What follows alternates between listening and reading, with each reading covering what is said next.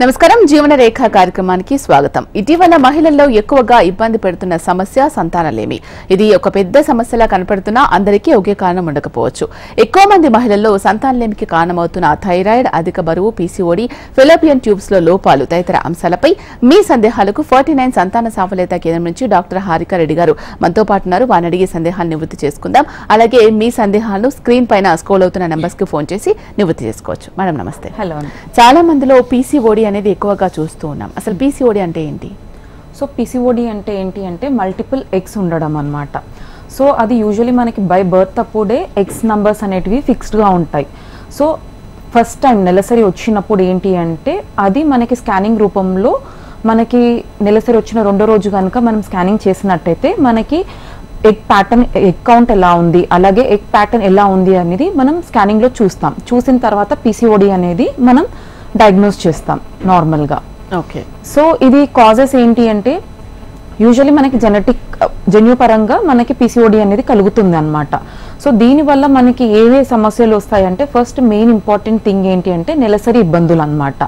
నెలసరి అనేది కరెక్ట్గా రాకపోవడం, కొంతమందికి 2 monthsకి, కొంతమందికి 3 monthsకి, కొన్నిసార్లు ఓన్లీ టాబ్లెట్స్ వేసుకుంటేనే రావడం అనేది కామన్గా చూస్తుంటాం. ఇంకొంతమందికి ఇన్ఫర్టిలిటీ సమస్య అంటే ప్రెగ్నెన్సీ అనేది, న్యాచురల్ ప్రెగ్నెన్సీ అనేది తగ్గడం, ఇలాంటివి అన్నీ కూడా పీసీఓడి వల్ల మనకి కలిగే సమస్యలు. దానివల్ల ఏం జరుగుతుంది, మనకి పీసీఓడిలో హార్మోనల్ డిస్టర్బెన్స్ అనేది ఉంటుంది. సో దీనివల్ల కూడా మనకి బాడీలో ఇన్సులిన్ లెవెల్స్ అనేటివి ఇంక్రీజ్ అవుతాయి. దీనివల్ల షుగర్స్ లెవెల్స్ అనేటివి అధికంగా ఉండడం, అలాగే వెయిట్ అనేది అధికంగా బరువు పెరగడం అనేటివి కామన్గా చూస్తూ ఉంటాం. జనరల్ గా మెన్స్ట్రువల్ సైకిల్ స్టార్ట్ అయిన టీనేజర్స్ లో ఎవరికైతే స్టార్ట్ అవుతుందో సో వాళ్ళకి సైకిల్ అనేది ఎవ్రీ మంత్ వస్తూ ఉంటుందా? వాళ్ళలో ఒకవేళ పీసీఓడి ఉంటే 2-3 monthsకి ఒకసారి వచ్చినట్లయితే అప్పుడే వాళ్ళకి టెస్ట్ చేయాల్సిన అవసరం పడుతుందా? టెస్ట్ ఎలా చేస్తారు? సో యూజువలీ మనకి ఇప్పుడు నెలసరి అనేది ఫస్ట్ టైం పీరియడ్ అనేది మనకి 12 years to 14 years మధ్యలో వస్తుంది అనమాట. సో ఫస్ట్ పీరియడ్ వచ్చిన తర్వాత యూజువలీ మనకి బ్రెయిన్ అనేది ఇమ్మెచ్యూరిటీ ఉంటుందన్నమాట. సో ఫస్ట్ ఒక 3 months or 6 months or first 1 year వరకు మనకి పీరియడ్స్ అనేవి ఇర్రెగ్యులర్గా ఉంటాయి. ఎందుకంటే బ్రెయిన్ మెచ్యూరిటీ అనేది ఇంకా సరిగ్గా డెవలప్ అవ్వకపోవడం వల్ల. సో యూజువల్లీ ఫస్ట్ 1 year వరకు చూడాలి నెలసరి కరెక్ట్ వస్తుందా లేదా అనేది అబ్జర్వ్ చేసుకోవాలి. ఇన్ కేస్ 1 year తర్వాత కూడా వాళ్ళకి నెలసరి అనేది ఇబ్బంది కలిగినట్టయితే అంటే ఇర్రెగ్యులర్గా వచ్చినట్టయితే వాళ్ళు నార్మల్గా గైనకాలజిస్ట్ని కలుస్తారు. సో కలిసినప్పుడు ఏంటి అంటే మనకి నెలసరి అనేది ఎందుకు ఇర్రెగ్యులర్గా వస్తుందో ఫస్ట్ చూసుకోవాలి.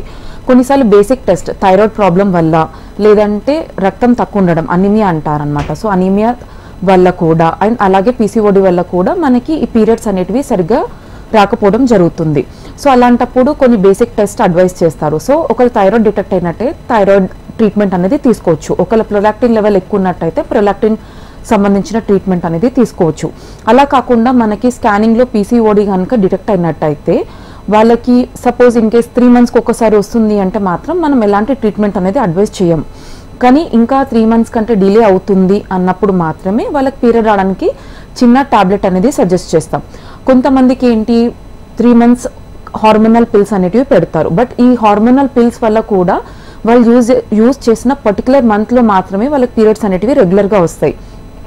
ఇన్ కేస్ నార్మల్గా వాళ్ళు 3 months కనుక యూజ్ చేసినట్టయితే వాళ్ళకి 3 months వరకు పీరియడ్స్ రెగ్యులర్గా వస్తాయి. దాని తర్వాత మళ్ళీ ఇర్రెగ్యులారిటీ అనేది స్టార్ట్ అవుతుంది. సో కాబట్టి మెయిన్గా వాళ్ళు చూసుకోవాల్సిన థింగ్స్ ఏంటి అంటే ఫస్ట్ వాళ్ళు అధికంగా బరువు అనేది ఇంక్రీజ్ కాకూడదు. ఇన్ కేస్ వాళ్ళు ఒబేసిటీ ఉన్నట్టయితే వాళ్ళు వెయిట్ రిడక్షన్ అనేది ప్లాన్ చేసుకోవాలి. అలాగే వాళ్ళు షుగర్ లెవెల్స్ అనేటివి ఒకసారి చెక్ చేయించుకొని షుగర్ లెవెల్స్ కూడా ఇంక్రీజ్ అయినట్టయితే దానికి తగ్గ ట్రీట్మెంట్ అనేది తీసుకోవడం జరుగుతుంది. ఓకే. పీసీఓడి అనేది ఒకవేళ మదర్కు ఉంటే బేబీకి కూడా వచ్చే ఛాన్సెస్ ఉంటాయా ఫ్యూచర్లో? మదర్ నుంచి బేబీకి ట్రాన్స్మిట్ అయ్యే ఛాన్సెస్ కూడా ఉంటాయి. ఎందుకంటే ఇది జెనెటిక్ పరంగా కూడా పీసీఓడి అనేది వచ్చే ఛాన్సెస్ అనేటివి ఉంటుంది. మరి అలా ఉన్నప్పుడు ఎట్లా మనం ట్రీట్ చేయాలి బేబీని? టీనేజ్ నుంచి ఏ విధంగా తన లైఫ్ స్టైల్ ఎలా ఉండాలి, ఫుడ్ హ్యాబిట్స్ ఎలా ఉండాలి, తన స్ట్రెస్ లెవెల్స్ ఏమైనా మనం తక్కువ చేయడం కానీ, ఎక్సర్సైజెస్, యోగా, మెడిటేషన్ ఇవన్నీ చేయడం వల్ల పీసీఓడి ప్రాబ్లం రాకుండా చూసుకోవచ్చు అంటారా ముందే? సో పీసీఓడి ప్రాబ్లం అనేది రాకుండా అనేది మనం స్టాప్ చేయడానికి రాదు.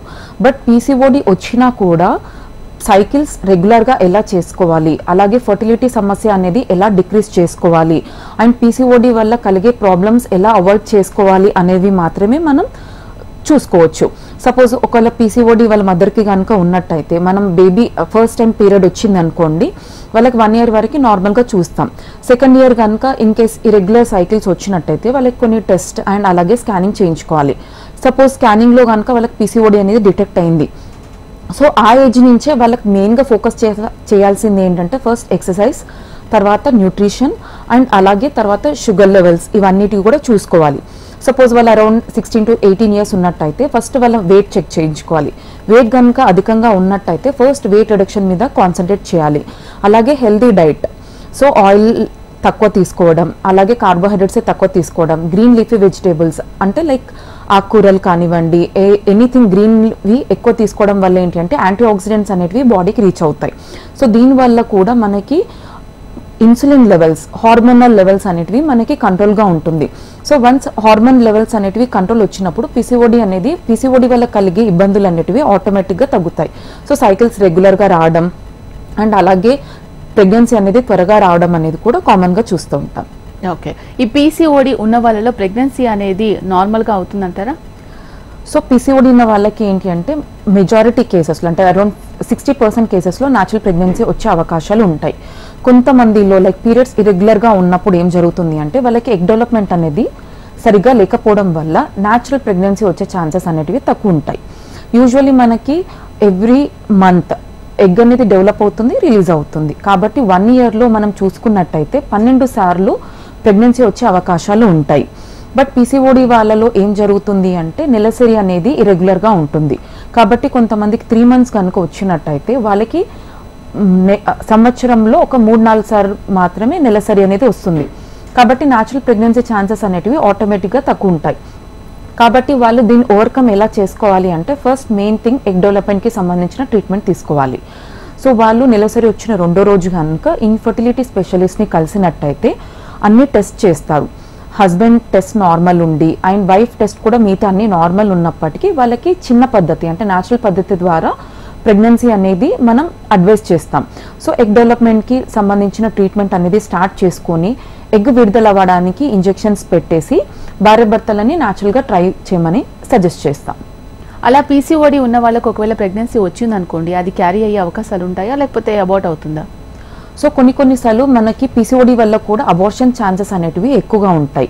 సో ఈ అబార్షన్స్ అనేటివి ఏంటి అంటే మోస్ట్ కామన్గా మనకి ఫస్ట్ 3 monthsలో అవుతూ ఉంటాయి అన్నమాట.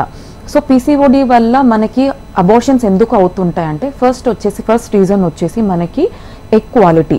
కొంతమందికి పీసీఓడి వాళ్ళకి ఎగ్ క్వాలిటీ అనేది తక్కువగా ఉంటుంది. సో ఎగ్ విడుదల అయినాక మనకి కార్పస్ లూటియం అనేది ఫామ్ అవుతుంది. ఈ కార్పస్ లూటియం యొక్క మెయిన్ ఫంక్షన్ ఏంటి అంటే మనకి ప్రొజెస్ట్రాన్ అనే హార్మోన్ ఏదైతే ప్రెగ్నెన్సీని కంటిన్యూ చేస్తుందో ఆ హార్మోన్ని మనకి కార్పస్ లూటియం ద్వారా ప్రొడ్యూస్ అవుతూ ఉంటుంది అన్నమాట. So in case egg quality కనుక తగ్గినట్టయితే మనకి కార్పస్ లూటియం నుంచి ప్రొడ్యూస్ అయ్యే ప్రొజెస్ట్రాన్ హార్మోన్ అనేది కూడా తగ్గుతూ ఉంటుంది.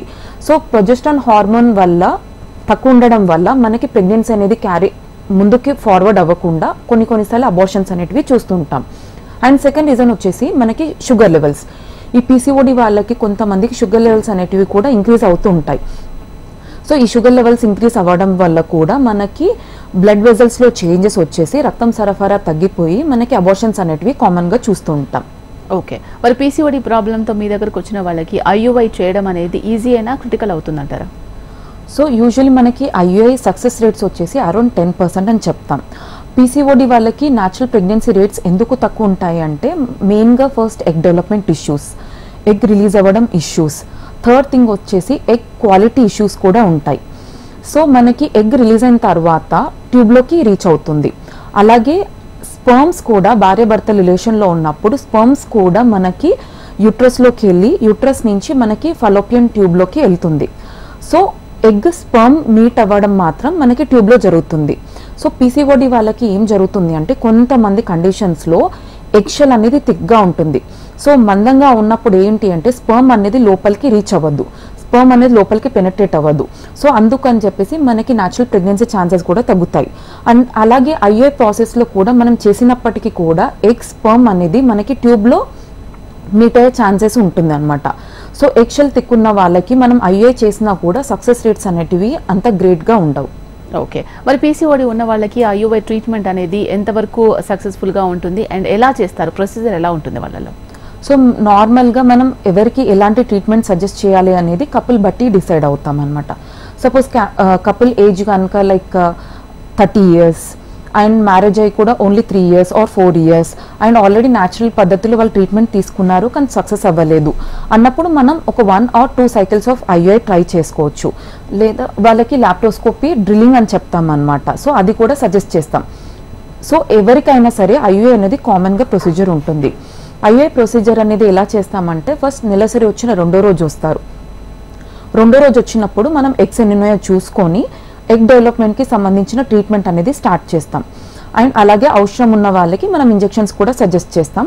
అండ్ ఎస్పెషల్లీ పీసీఓడి వాళ్ళకి అదర్ అడ్జువెంట్స్ అంటే ఎగ్ క్వాలిటీ ఇంక్రీజ్ కావడానికి, ఇన్సులిన్ లెవెల్స్ అనేటివి కంట్రోల్గా పెట్టుకోవడానికి కూడా కొన్ని అడ్జువెంట్స్ అనేటివి మనం సజెస్ట్ చేస్తాం. వాళ్ళకి మళ్ళీ around 10th day or 12th day scanning అనేది చేస్తాం.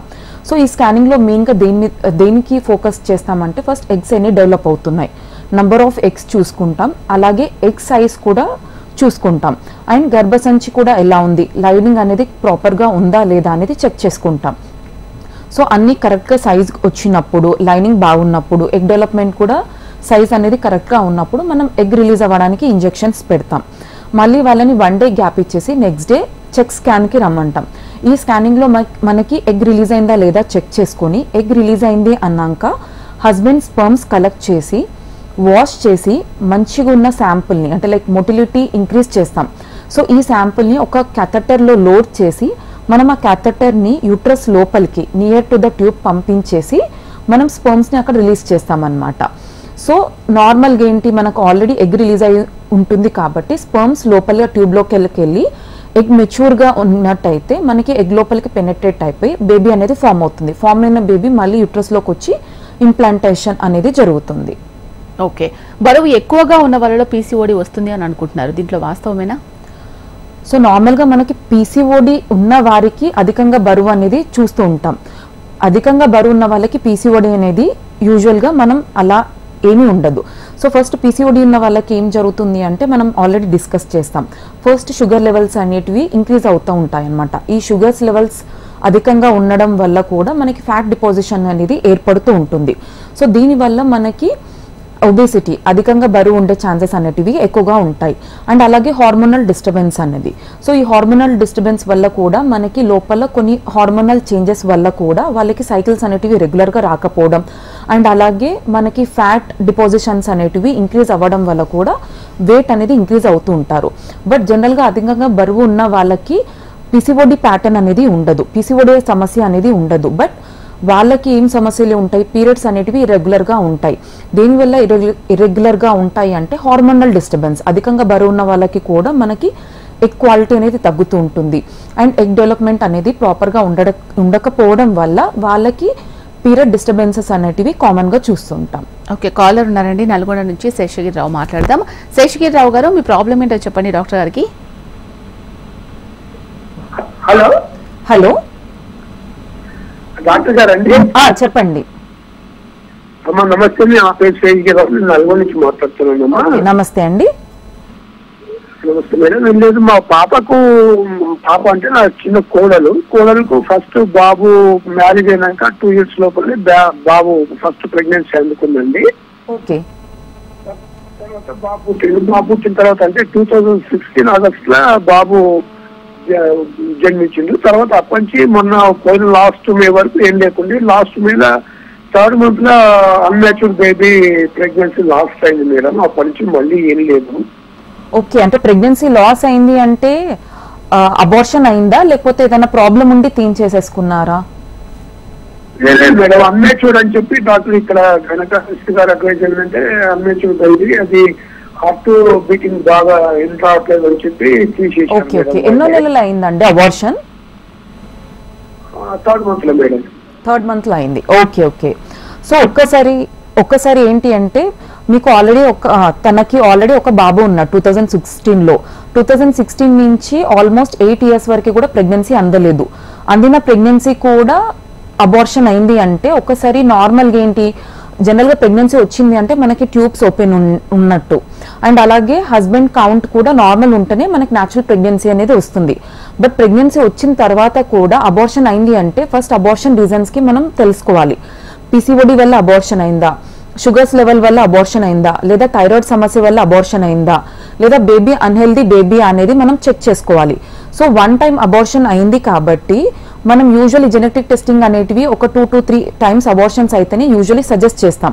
బట్ ఇన్ఫర్టిలిటీ సమస్య అనేది ఎందుకు వస్తుందో ఒకసారి నార్మల్ గా ఇన్ఫర్టిలిటీ స్పెషలిస్ట్ దగ్గర కలిసినట్టయితే ఇద్దరికి కొన్ని టెస్ట్లు అనేటివి అడ్వైస్ చేస్తారు. అడ్వైస్ చేసి అన్ని నార్మల్ గా ఉన్నట్టయితే మనం చిన్న పద్ధతిలో అంటే న్యాచురల్ పద్ధతిలో వాళ్ళకి ప్రెగ్నెన్సీ వచ్చే అవకాశాలు అనేటివి ఉంటాయి.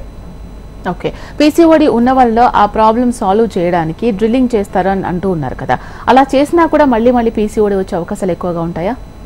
సో డ్రిల్లింగ్ ఆప్షన్ అనేది ఏంటి అంటే పీసీఓడి తగ్గించడానికి కాదు, మనకి పీసీఓడి వల్ల హార్మోనల్ డిస్టర్బెన్స్ ఏదైతే ఉందో దాన్ని క్లియర్ చేసుకోవడానికి మాత్రమే డ్రిల్లింగ్ అనేది ఆప్షన్ ఉంటుంది. సో డ్రిల్లింగ్ అనేది ఎలా చేస్తారా అంటే చిన్న కెమెరా అంటే పోర్ట్ వేసేసి మనకి పొట్టలోకి కెమెరా వేసేసి పీసీఓడిని మనం ఓవరీస్ మీద ఫోకస్ చేస్తామన్నమాట.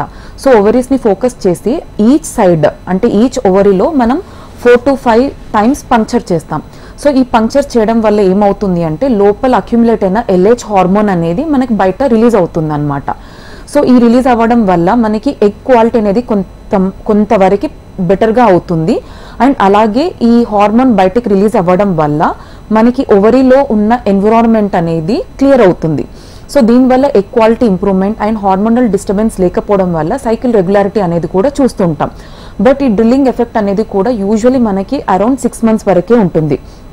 సో ఒకవేళ మనం యూజువల్లీ పేషెంట్స్కి డ్రిల్లింగ్ కనుక అడ్వైస్ చేసినట్టయితే డ్రిల్లింగ్ చేసిన 6 months వరకే మనం న్యాచురల్ పద్ధతి కానివ్వండి ఐఓఐ పద్ధతి కానివ్వండి త్వరగా ప్రెగ్నెన్సీ వచ్చే అవకాశాలు అనేటివి ఈ 6 monthsలో ఉంటాయి. అండ్ మళ్ళీ 6 months తర్వాత యూజువల్లీ మళ్ళీ కామన్గా కూడా మనం మళ్ళీ అదే hormonal disturbance and period disturbances అనేటివి కామన్గా చూస్తూ ఉంటాం. ఒక బేబీ పుట్టిన తర్వాత కూడా పీసీఓడి వచ్చే ఛాన్సెస్ ఉంటాయా? అలా వస్తే ఇంకా మార్గం ఏంటి? ఐయుఐ, ఐవీఎఫ్ ఇదేనా? సో యూజువల్లీ మనకి పీసీఓడి అనేది లైక్ అరౌండ్ 14 years అప్పుడే డిటెక్ట్ అవుతుంది. కొంతమందికి లైక్ స్కానింగ్ చేయించుకుంటేనే, కొంతమందికి లైక్ అరౌండ్ ఇన్ఫర్టిలిటీ సమస్యతో వచ్చినప్పుడు మాత్రమే డిటెక్ట్ అవుతూ ఉంటుంది అనమాట. యాక్సిడెంటల్ డిటెక్షన్ అంటారు. సో ఫస్ట్ టైం వాళ్ళు ప్రెగ్నెన్సీ వచ్చింది అన్నప్పుడు ఏంటంటే ఆల్రెడీ వాళ్ళకి పీసీఓడి అనేది ఉంది. బట్ ఏంటి అంటే యూజువల్లీ ఎంగేజ్లో ఉన్నప్పుడు పీసీఓడి ప్రాబ్లంతోని ఉన్నా కూడా వాళ్ళకి ఇది ఎగ్ క్వాలిటీ బాగుండడం వల్ల మనకి న్యాచురల్ ప్రెగ్నెన్సీ ఛాన్సెస్ అనేటివి రెగ్యులర్గా ఉంటాయి, ఛాన్సెస్ అనేటివి కూడా ఎక్కువగా ఉంటాయి. అండ్ అలాగే వాళ్ళకి వెయిట్ కనుక నార్మల్ ఉన్నట్టయితే అండ్ ఏజ్ కూడా లైక్ అరౌండ్ 25-26 లేట్ 20sలో ఉన్నట్టయితే వాళ్ళకి హార్మోనల్ డిస్టర్బెన్సెస్ అనేటివి తక్కువగా ఉంటాయి, ఎగ్ క్వాలిటీ అనేది బెటర్గా ఉంటుంది. కాబట్టి న్యాచురల్ ప్రెగ్నెన్సీ ఛాన్సెస్ అనేటివి ఎక్కువగా ఉంటాయి. అదే కనుక వాళ్ళు సెకండ్ ప్రెగ్నెన్సీ కోసం ట్రై చేసినప్పుడు ఇన్ కేస్ వాళ్ళ ఏజ్ కనుక మోర్ దాన్ 30 క్రాస్ అయింది అండ్ వాళ్ళ వెయిట్ కూడా ఇంక్రీజ్ అయింది and more than 30 years cross అవుతున్నప్పుడు ఏం జరుగుతుంది, మనకి ఎగ్ క్వాలిటీ అనేది తగ్గుతుంది. First most important thing. Second most important thing ఏంటి అంటే వెయిట్ ఇంక్రీజ్ అవ్వడం. సో వెయిట్ కూడా ఇంక్రీజ్ అయినప్పుడు కూడా మనకి హార్మోనల్ డిస్టర్బెన్స్ వల్ల కూడా సైకిల్ ఇరెగ్యులారిటీ అనేది స్టార్ట్ అవుతుంది. And at the same time egg quality కూడా కాంప్రమైజ్ అయినప్పుడు మనకి న్యాచురల్ ప్రెగ్నెన్సీ ఛాన్సెస్ అనేటివి తక్కువగా ఉంటాయి. ఓకే మేడం, కాలర్ ఉన్నారు నల్గొండ నుంచి, స్వాతి మాట్లాడదాం. స్వాతి గారు, మీ ప్రాబ్లం ఏంటో చెప్పండమ్మా. హలో స్వాతి, మీ ప్రాబ్లం ఏంటో డాక్టర్ గారికి చెప్పండి. చెప్పండి మా. 3 months అబార్షన్ అయింది మేడం, హార్ట్ బీట్ ఆగిపోయింది. మీ ఏజ్ ఎంతమ్మా? 30 మేడం. 30 years. మ్యారేజ్ ఎన్ని ఇయర్స్ అవుతుంది? 7 months అవుతుంది మేడం. 7 months అవుతుంది. Okay okay. ఎప్పుడు అంటే లైక్ ఎన్నో మంత్ లో అబార్షన్ అయింది మా? అవును మేడం. ఎన్నో మంత్లు అయింది మా? సెకండ్ మంతా థర్డ్ మంతా? మేడం నాది సెకండ్ మంత్ లో కన్ఫర్మ్ అయింది మేడం. Okay okay. సో తర్వాత ట్రై చేసుకోవాలి, మళ్ళీ కూడా హార్ట్ బీట్ ప్రాబ్లం వస్తుందా అని నాకు డౌట్ ఉంది మేడం. ఓకే. సో చూడండి మా, మీ ఏజ్ 30 years, మ్యారేజ్ 7 months అవుతుంది. సో 7 months లో మీకు ప్రెగ్నెన్సీ వచ్చింది. అండ్ అబార్షన్స్ అనేటివి మనకి డిఫరెంట్ రీజన్స్ ఉంటాయి మా. సో ఒకటి ఏంటంటే మెయిన్గా జెనెటిక్ పరంగా ఉంటుంది. సో నార్మల్గా ఏంటి మనకి ఇప్పుడు ఫామ్ అయిన బేబీ అనేది తయారైన బేబీ ఇప్పుడు మీకు గర్భసంచిలో అతుకుంటుంది నార్మల్గా. ఆ బేబీ హెల్దీగా ఉన్నట్టయితే మనకి 9 months వరకు ప్రెగ్నెన్సీ అనేది యూజువల్గా కంటిన్యూ అవుతుంది. ఒక్కోసారి ఏమవుతుంది అంటే ప్రెగ్నెన్సీ అనేది హెల్దీగా లేకపోతే కూడా అబార్షన్ రూపంలో మనకు బయటపడుతూ ఉంటుంది. సో ఒకవేళ జనరల్గా ఏంటి మీరు సెకండ్ ప్రెగ్నెన్సీకి ప్లానింగ్ చేసుకునే ముందు ఫస్ట్ మీ థైరాయిడ్ లెవెల్స్ ఎలా ఉన్నాయి, పీసీఓడి సమస్య ఏమైనా ఉందా లేదా, షుగర్ లెవెల్స్ ఎలా ఉన్నాయి అనేటివి టెస్ట్ చేసుకోవాలి. సపోజ్ ఈ 3 పారామీటర్స్ కనుక నార్మల్ ఉన్నట్టయితే మీరు సెకండ్ ప్రెగ్నెన్సీకి కూడా ప్లాన్ చేసుకోవచ్చు. ఇన్ కేస్ సెకండ్ ప్రెగ్నెన్సీలో కూడా ఏదైనా ప్రాబ్లం అయ్యి ఇలా అబార్షన్ అయింది అన్నప్పుడు మాత్రం మీరు మీ హస్బెండ్ ఇద్దరు కూడా క్యారోటైపింగ్ అంటే జెనెటిక్ టెస్టింగ్ అనేది చేయించుకోవాలి. అలాగే మీకు కొన్ని బ్లడ్ వర్కప్ ఉంటుందన్నమాట అప్లాస్ అనేది. సో ఇది కూడా ఫ్రీక్వెంట్ అబార్షన్స్ అంటే like more than 2 abortions 2 to 3 abortions అయిన వాళ్ళకి మాత్రమే ఇలాంటి టెస్ట్ అనేటివి సజెస్ట్ చేస్తాం. బట్ మీ కండిషన్లో మాత్రం సెకండ్ ప్రెగ్నెన్సీ ప్లానింగ్ చేసుకునే ముందు ఫస్ట్ ఒకసారి మీ షుగర్ లెవెల్స్, థైరాయిడ్ లెవెల్స్ ఇవన్నీ చెక్ చేసుకున్న తర్వాతనే ప్రెగ్నెన్సీ అనేది ప్లానింగ్ చేసుకోండి. ఓకే, పీసీఓడి ఉన్న వాళ్ళలో తప్పకుండా లాప్రోస్కోపీ చేయాల్సిందే అంటారా? సో అన్ని కండిషన్స్లో మనకి పీసీఓడి కండిషన్స్లో మనం లాప్రోస్కోపీ అనేది సజెస్ట్ చేయం. సో వాళ్ళ ఏజ్ బట్టి, వాళ్ళ మ్యారీడ్ లైఫ్ బట్టి అండ్ వాళ్ళు ఎన్నిసార్లు ట్రై చేశారు, ఎన్నిసార్లు న్యాచురల్గా మెడిసిన్స్ తీసుకున్నారు, అన్ని కండిషన్స్ని బేస్ చేసేసుకొని మనం పీసీఓడి డ్రిల్లింగ్ అనేది సజెస్ట్ చేస్తాం. సపోజ్ కపుల్ ఏజ్ కనుక 3 years అవుతుంది అండ్ మ్యారేజ్ అయ్యి 3 years అవుతుంది, ఏజ్ కూడా అరౌండ్ 30-31 years ఉన్నారు అండ్ వాళ్ళకి డెవలప్మెంట్కి ట్రీట్మెంట్ అనేది ఆల్మోస్ట్ అరౌండ్ 1 year తీసుకున్నప్పుడు మనం usually next advanced procedure that is IUI స్టెప్కి వెళ్ళే ముందు వాళ్ళకి లాప్రోస్కోపీ అనేది సజెస్ట్ చేస్తాం. సజెస్ట్ చేసిన తర్వాత కూడా ఫస్ట్ 6 months వాళ్ళకి అదే న్యాచురల్ కానివ్వండి ఐయుఐ పద్ధతి అనేది అడ్వైస్ చేస్తాం. బట్ అదే కపుల్ కనుక 5 years దాటింది, న్యాచురల్ ఐయుఐ ఫెయిల్ అయింది అన్న వాళ్ళకి మాత్రం యూజువల్లీ మనం ప్రిఫరబుల్లీ ఐవీఎఫ్ అనే ఆప్షన్ చెప్తాం. ఓకే, ఈ ఐవీఎఫ్ చేసే వాళ్ళలో మరి పీసీఓడి వచ్చిన తర్వాత వాళ్ళు ఫస్ట్ ఒబేస్ ఉన్నారు అనుకోండి, ఎంతకీ తగ్గకపోతే వాళ్ళ పరిస్థితి ఏంటి మరి? సో వాళ్ళ వెయిట్ అనేది మనం చూసుకుంటాం నార్మల్గా. సో సపోజ్ ఒక ఫిమేల్ కనుక మన ఇన్ఫర్టిలిటీ క్లినిక్ వచ్చారు, లైక్ అరౌండ్ 120 kgs ఉన్నారు అనుకోండి, డెఫినెట్లీ ఫస్ట్ మనం ఐవీఎఫ్ సజెస్ట్ చేయం. ఫస్ట్ వాళ్ళకి వెయిట్ రిడక్షన్, వెయిట్ అనేది ఆప్టిమల్ వెయిట్కి వచ్చాకనే మనం ఫర్దర్ అడ్వాన్స్డ్ ప్రొసీజర్స్ అనేటివి సజెస్ట్ చేస్తాం.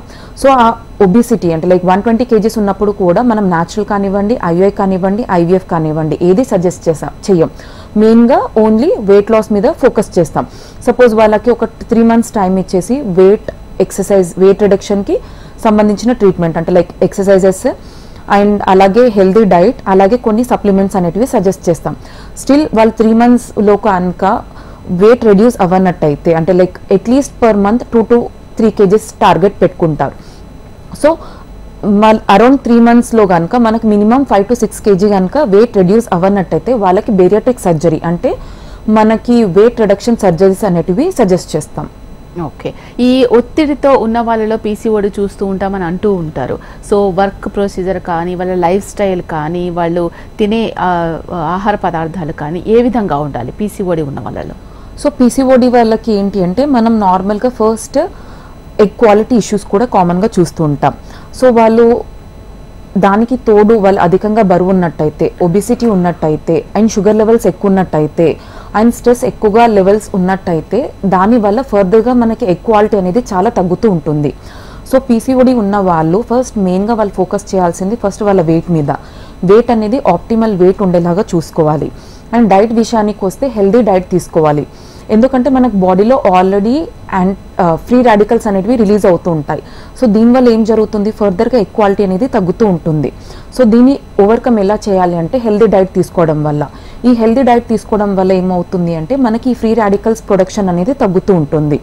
అలాగే కొంతమందికి మనం అడ్జువెంట్స్ అనేటివి సప్లిమెంట్ రూపంలో మనం ఇస్తూ ఉంటాం. ఓకే మేడం, కాలర్ మాట్లాడదాం. హైదరాబాద్ నుంచి నాగమణి గారు ప్రాబ్లం ఏంటో చెప్పండి డాక్టర్ గారికి. నాగమణి గారు మీ ప్రాబ్లం చెప్పండి.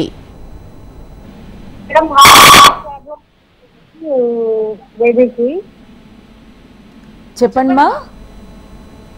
హార్ట్ బీట్ ప్రాబ్లం ఉంది, అది నెక్స్ట్. హలో చెప్పండి చెప్పండి, వినిపిస్తుంది. హార్ట్ బీట్ ప్రాబ్లం అని చెప్పారు మేడం 3 months స్కాన్ తర్వాత. ఓకే, తర్వాత నెక్స్ట్ తీసేసుకోవాలి, మీకు గ్రోత్ అవ్వలేదు, సేమ్ థర్డ్ మంత్ కూడా అలానే ఉంది అని చెప్పారు. మీకు మ్యారేజ్ ఎన్ని ఇయర్స్ మా? 2 years అవుతుంది మేడం. 2 years అవుతుంది. ఇది ఫస్ట్ ప్రెగ్నెన్సీ అమ్మా? మేడం ఎన్ని ఇయర్స్ మా?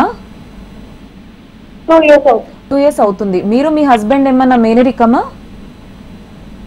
మేడం మేనరికమ్మా మీరు మీ హస్బెండ్? ఓకే మేడం చెప్పండి. యా, సో ఇప్పుడు వీళ్ళు అడిగిన క్వశ్చన్కి ఏంటి అంటే ఫస్ట్ నార్మల్గా అబార్షన్. సో అబార్షన్స్కి మనకి మల్టిపుల్ రీజన్స్ ఉంటాయి. సో ఫస్ట్ 3 నెలల్లో కనుక మనం అబార్షన్స్ చూసినట్టయితే ఫస్ట్ జన్యు పరంగా 90% కేసెస్లో అబార్షన్స్ అనేటివి చూస్తూ ఉంటాం. అండ్ అదర్ రీజన్స్ వచ్చేసి మనకి థైరాయిడ్ ఒకటి, పీసీఓడి ఒకటి, అధికంగా బరువు ఉండడం, అండ్ అలాగే గర్భసంచిలో ఏదైనా లోపం ఉండడం, అండ్ అలాగే మదర్ యొక్క బ్లడ్ వెజల్స్లో ఏదైనా క్లాట్ ఫార్మేషన్ టెండెన్సీ ఉండడం వల్ల కూడా మనకి అబార్షన్స్ అనేటివి కామన్గా అవుతూ ఉంటాయి. సో ఓన్లీ 1 time అబార్షన్ అయింది, సెకండ్ ప్రెగ్నెన్సీ ప్లానింగ్ చేసుకోవచ్చా లేదా అన్నప్పుడు మాత్రం ఫస్ట్ వాళ్ళు బేసిక్గా ఈ కొన్ని టెస్ట్లు అనేటివి చేసుకోవాలి. లైక్ థైరాయిడ్, షుగర్స్ ఇవన్నీ చేసుకోవాలి. చేసుకున్న తర్వాత అండ్ వాళ్ళ వెయిట్ కూడా నార్మల్ ఉన్నప్పుడు, థైరాయిడ్ లెవెల్స్ నార్మల్కి వచ్చాక, షుగర్ లెవెల్స్ నార్మల్కి వచ్చాక సెకండ్ ప్రెగ్నెన్సీ అనేది ప్లానింగ్ చేసుకోవాలి. అలాగా అనుకోకుండా కొంతమందికి 2 to 3 times అబార్షన్స్ అయినట్టయితే వాళ్ళు ఫస్ట్ మెయిన్గా క్యారియోటైపింగ్, జెనెటిక్ టెస్టింగ్ అనేది చేసుకున్న తర్వాతే వాళ్ళు నెక్స్ట్ ప్రెగ్నెన్సీ అనేది ప్లానింగ్ చేసుకోవాలి. ఓకే మేడం, పీసీఓడి సమస్యతో బాధపడుతున్న వాళ్ళకి అలాగే కాలర్స్ ఉన్న డౌట్స్ అన్ని కూడా క్లారిఫై చేశారు. Thank you so much. Thank you. ఇది వాళ్ళ జీవన రేఖ. చూస్తూనే ఉండండి హెచ్ఎం టీవీ. నమస్తే.